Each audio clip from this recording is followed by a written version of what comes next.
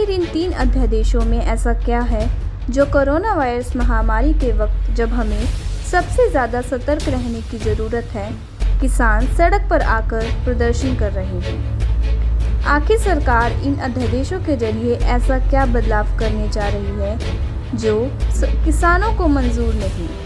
तो चलिए सबसे पहले जानते हैं यह 3 अध्यादेश, आखिर इनमें ऐसा क्या है।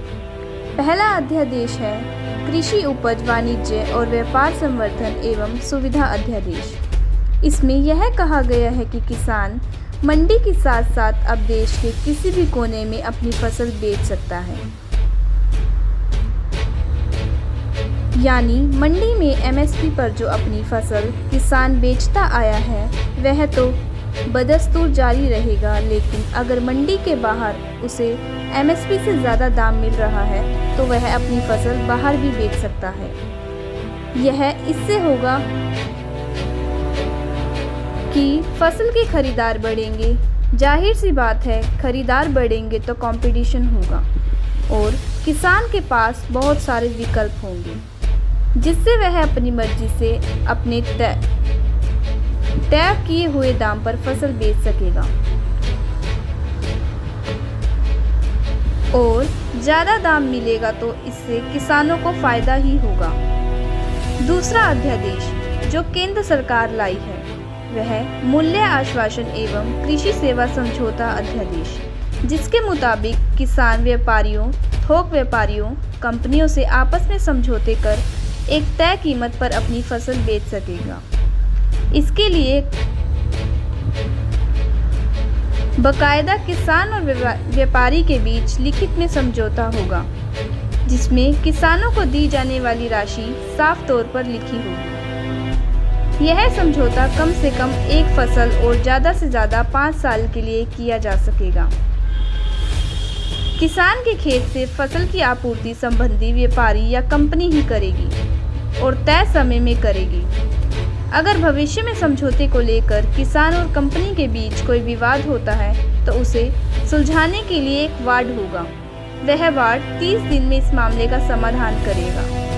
अगर ऐसा नहीं होता तो किसान सब डिविजनल मजिस्ट्रेट से संपर्क कर सकते हैं और ज़रूरत पड़ने पर आगे कलेक्टर से भी संपर्क किया जा सकता है। सबसे अहम बात यह है कि किसी भी परिस्थिति में किसान की ज़मीन पर कोई आँख भी उठाकर नहीं देख सकता, यानी किसान की ज़मीन पूरी तरह से सुरक्षित रहेगी। तो इस अध्यादेश में भी किसान के खिलाफ कोई मामला नहीं है और ऐसा तो कुछ नज़र नहीं आ रहा। तीसरे अध्यादेश की बात करें तो वह है आवश्यक वस्तु संशोधन अध्यादेश, जिसमें यह कहा गया है कि आलू, प्याज और अनाज पैदा करने वाले किसानों को फ़ायदा होगा, क्योंकि इन्हें आवश्यक वस्तुओं की लिस्ट से बाहर कर दिया गया है। यानी अब आलू, प्याज, दाल और अनाज की कीमतों पर सरकार का नियंत्रण नहीं रहेगा। इनके दाम बाजार के हिसाब से तय होंगे, यानी किसान अपने तय किए हुए दाम पर उत्पाद बेच सकेगा। साहित्य बात है, अगर किसान खुद अपनी फसल का दाम तय कर रहा है तो इससे उसे लाभ होगा। इसके साथ ही फूड प्रोसेसिंग के लिए स्टॉक की लिमिट यानी भंडारण की सीमा नहीं होगी, यानी किसान अपनी ज़रूरत के हिसाब से उपज का भंडारण कर सकता है। अगर ऐसा है तो इसमें किसान का नुकसान तो नहीं दिख रहा। इन तीनों अध्यादेश के प्रावधान देखने के बाद एक बात तो साफ है कि इसमें किसान का नुकसान तो नज़र नहीं आ रहा, लेकिन अगर किसान प्रदर्शन कर रहे हैं तो या तो यह बात उन तक पहुंची नहीं जा रही है या विपक्षी नेता उन्हें भ्रमित कर रहे हैं। तो अब ज़रूरत है किसानों को इनके फ़ायदे बताने की।